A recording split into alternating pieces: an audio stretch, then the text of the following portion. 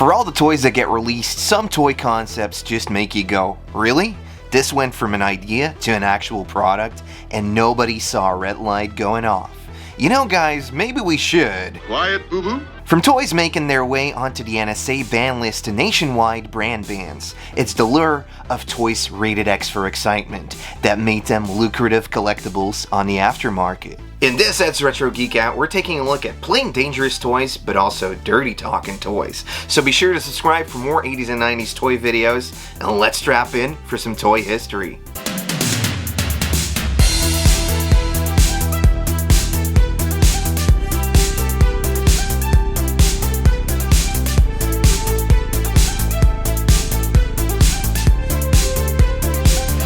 The year was 1998, and as the toy market was coming hot off of the Tamagotchi craze, another challenger approached, a new, improved Gigapet.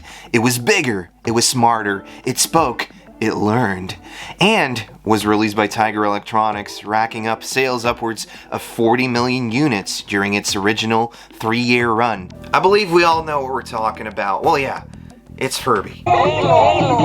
Is it a hamster or an owl? It's an interactive virtual pet that's pretty annoying until you pop a blanket over it and it finally goes to sleep. Originally retailing at $35, the demand for the toy was so great that within the year, people were paying $100 and up to $300 to get their hands on one. It really skyrocketed during the 1998 Christmas season. But a toy with so much success has got to have some dirt on it. Even the NSA had it pop on their radar and was acting against the electronic robotic toy hamster. They banned the toy in 1999 for anyone employed by the National Security Agency. They couldn't bring it into work as it was categorized as a security threat. But why, you may ask? Well, they theorized that the toy had an AI chip through which it could learn whatever the user said and could replicate it. So this was a risk for confidential information that you would tell around the toy, as one would do, obviously. Just look at those big ears eavesdropping on all that juicy information over at the water cooler. Roger Schiffman, owner of Tiger Electronics, stepped in with a statement that Furby has absolutely no ability to do any recording whatsoever. After all, it only had a 6502 microprocessor. They demonstrated that Furby's microphone couldn't record any sound at all. But wait, it had a wire? Who would have guessed that a little furry robot could cause that much trouble? In some cases, you can even bring it on an airplane unless you took the batteries out, like when Air New Zealand classified them as any other electronic equipment to be turned off during takeoffs and landing, as it would react to monotone sounds, lights, and movement. Having a dozen of these on a flight would perhaps not be the most relaxing way to travel. Who knows which NSA secrets would have leaked during a flight in their own language called Furbish. And yeah, they spoke Furbish. Strike number 3. This was also a problem. Furbish is where parent group stepped in. As it sounded like Furby was talking dirty, Tiger Electronics tried coping with the massive demand for Furbies by releasing a Furby Buddy, a smaller version that would talk when you pressed its belly. It said things like, "Hug me," yet that's not what parents heard. To them, it sounded more vulgar. Outraged, they stuffed away the toys in the back of the closet and complaints started pouring in, to the point where Walmart recalled the toys nationwide as they felt the enunciation was questionable. Tiger Electronics said the toy says "hug me" and there couldn't be any tampering with it, but if customers feel it's inappropriate, they could get a refund. After all, it's always a gamble when you get toys with voice boxes. For Toybiz, their Marvel Superheroes Electronic Talks line would stir up some controversy in 1991. 3 separate voice sound activators let you control what they say. Die, Spider-Man. These electronic talking superheroes would have a voice box, backpack with a couple buttons. They'd say lines the characters are known for, and while some were friendlier than others, there was one character that knocked it out of the park. In true Venom fashion, you get some of his all-time favorite quotes like, "Die, Spider-Man," or "I want to eat your brain." And these could be heard clear as day. But there's no newspaper clippings to support a recall or a ban. Yet the toy is often marketed on the aftermarket as a controversial toy. Cause that's what banned toys do, they rake in the big bucks. "I want to eat your brain."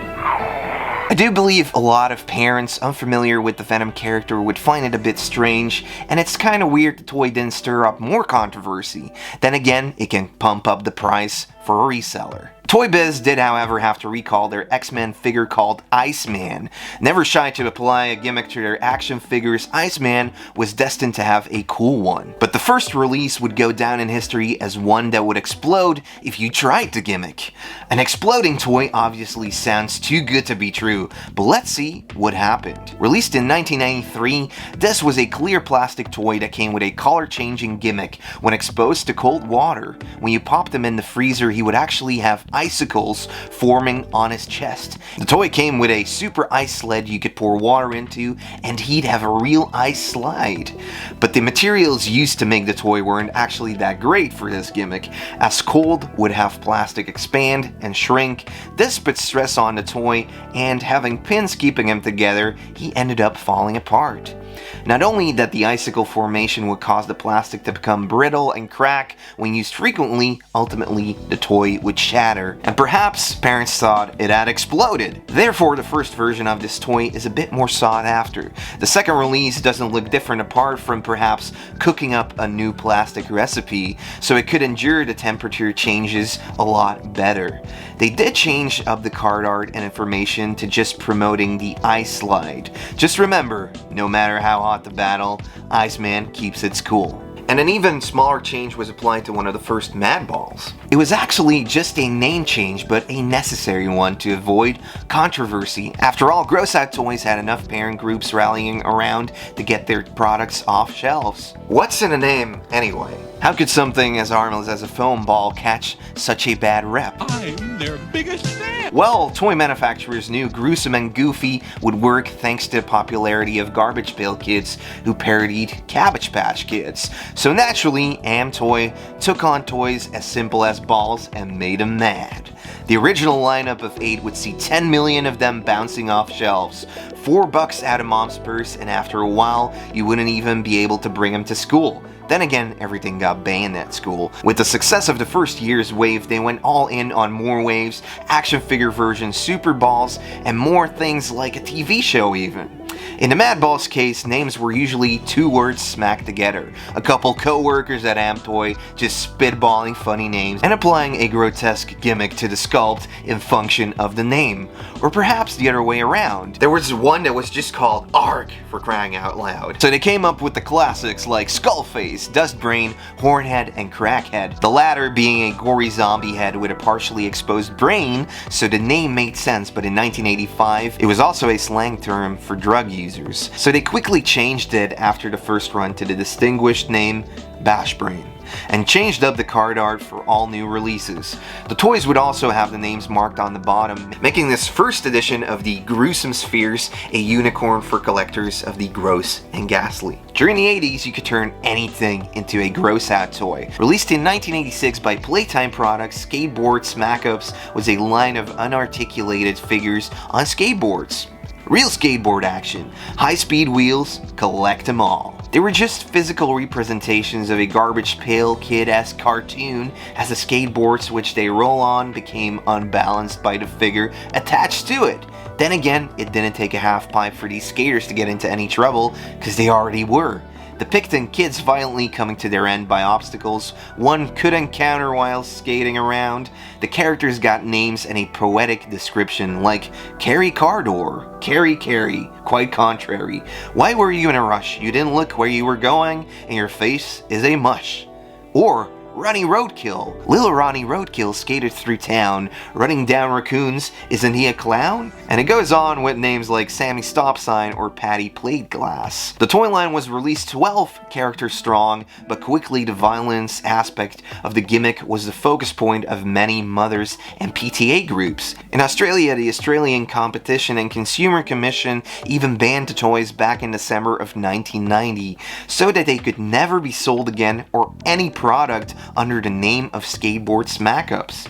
Even though the packaging did come with a big note, we recommend that when using skateboards or any sporting equipment, proper safety equipment be worn and safety procedures followed. The toy would actually join a list of multiple toy brands that would never be able to be sold again in Australia. There's even some long-lasting lines that would have trouble after a while. After all, they have to get more exciting over time to still sell toys off the shelves. The year was 1971 when Aurora introduced a new line of model kits called Monster Scenes. The company had always had a rise and fall in success, but it needed a big hit again, so they tried to replicate their success of the 60s by expanding the famous monsters with movie-like sets, as it was what kids wanted. In 1969, they were able to repurpose the molds of the monsters and adding glow-in-the-dark in their frightening lightning editions, but it was the controversy around the monster scenes in which lightning really hit. Now every family has its skeleton in its closet, but Aurora has more than most. 4 gruesome modular figure kits and 4 grisly equipment kits designed to snuggle together in the scariest combinations of monster scenes ever created. Creepy castle dungeons, late show movie sets, or mad monster laboratories. The possibilities are endless, and each figure comes with movable extra arms and legs for ghoulish monster customizers. These were snap-on kits, so no glue was required.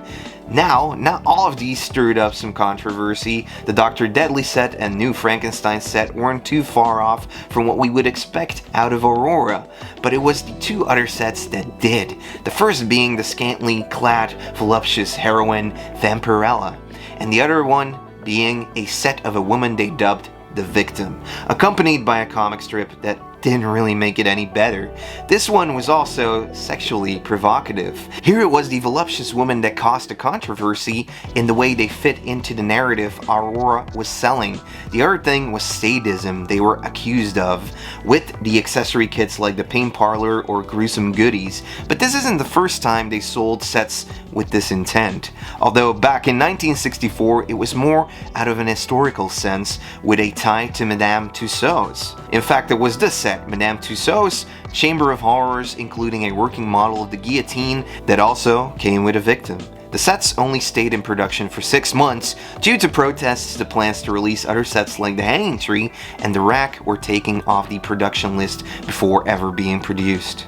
And with the slogan for these new sets being Rated X for Excitement, it wasn't long before religious groups and women groups would protest. Now this was coinciding with Nabisco taking over Aurora. This outcry caused a lot of bad publicity for the Nabisco food group when the National Organization of Women picketed over at their headquarters, so it didn't take long for them to recall the sets.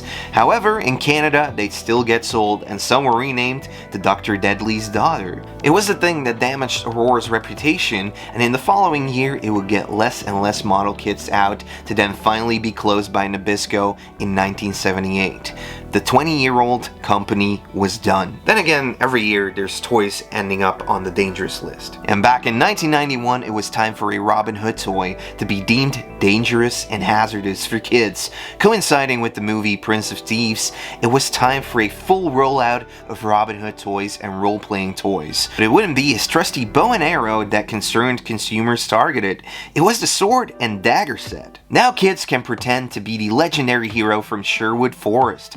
Comes with safety-tested sword, dagger, and sheet for ages 4 and up. Even though it was safety-tested and a toy sword wasn't anything new on the market, Kenner did forge a blade out of the finest, tightest plastic. FAO Schwartz described the toy as rigid and unforgiving enough to have the potential for causing serious injury, but decided not to pull it off shelves. Then why even bother? Kenner actually came back with their product tests as a reference where they had received no complaints, but to be fair, it was created of really strong plastic. You could really pack a punch with this sword. And it just shows you that any aspect of a toy could be a deal breaker, whether it be the design, the marketing, the name, or even the supporting text when introducing your latest toy onto the market. While most of these saw a white release, it's great to see there's a story behind these collectibles. Ain't that right, Furby? Be sure to subscribe for more upcoming toy history videos, and if you know of any more banned toys, then please leave them in the comments down below. If you'd like to help the channel, then please leave a like on this video, and if you want to do more, you can always check out the memberships or the Patreon we have. And there's also a Teespring link if you want to wear a t-shirt. Thanks so much for watching, have an awesome week, and until next week, toy fans.